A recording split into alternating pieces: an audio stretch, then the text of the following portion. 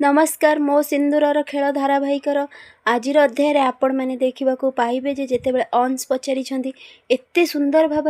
सजसजा हो माँ तो यहाँ माँ कही कारण आद्या सजई आरे एतिक नुहे आद्या पूरा लिस्ट करी आउरी अच्छी सजेवा लगी देखू आम घर ना पूरा कॉलोनी एक नंबर हम तो यहाँ पर अंश कही हाँ जिते आद्या सजई घर तो निश्चिंत सुंदर हम तो यहाँ पर पिला माने कहिछन्ती हेले मम्मी कुआडे गले ना हाँ आद्या कुआडे जाइछन्ती एपर्यंत ठीक से आद्या आसिक पहुँची हाथ में बहुत गुड़े बाण नहीं यह देखिकी अनिल अन्या पूरा बहुत खुशी होती कहिछन्ती एते गुड़े बाण मम्मी ना हाँ पिला मानक पई मु बाण आनिबा लगी पळैथिली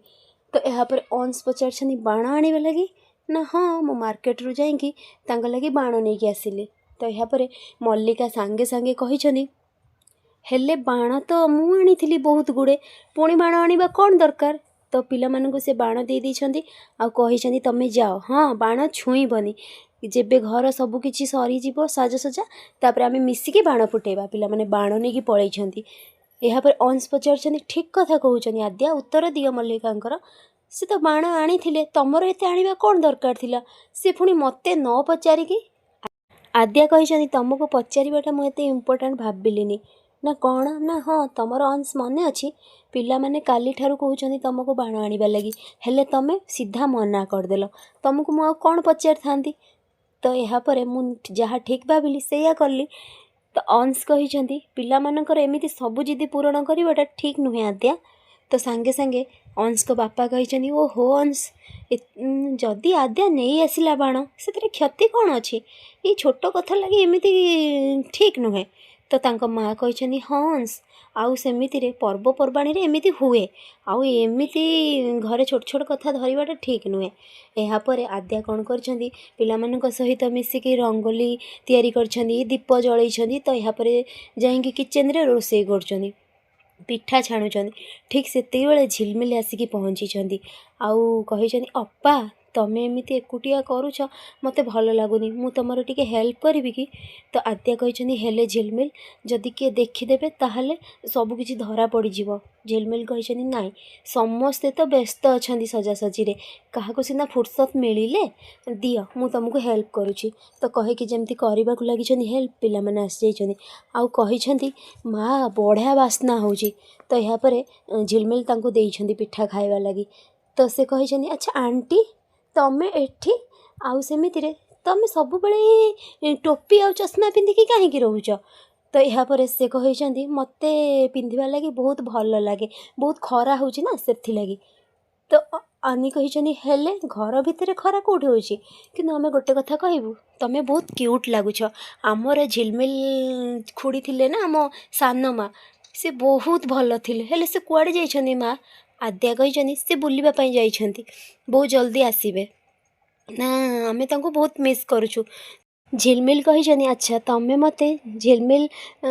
सान माँ बोली भाभी पारिबो पिला माने कहिछन्ती नाई नाई आम झिलमिल सान माँ बहुत भल आमे आउ काहाकू भी तांको भली भाभी पारिबुनु तमे आम आंटी रिया आंटी आउ सेमिति क्यूट वाली आंटी कहे कि सेठार से माने पळै जाइछन्ती तो यहाँ पर जेमिति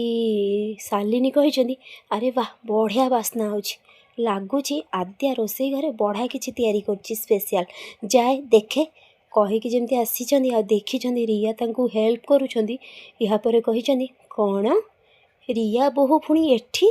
मते कौन कहूथिला ये मु केबे जीवन रे रोषेई घरे पाद देइनी मु रोषेई करिनी हेले आसिक आद्या को साहाଯ୍ୟ करुछि नुहे मु जाए जाइकी कहिछन्ती एमती ठारिकी कौन रिया बहु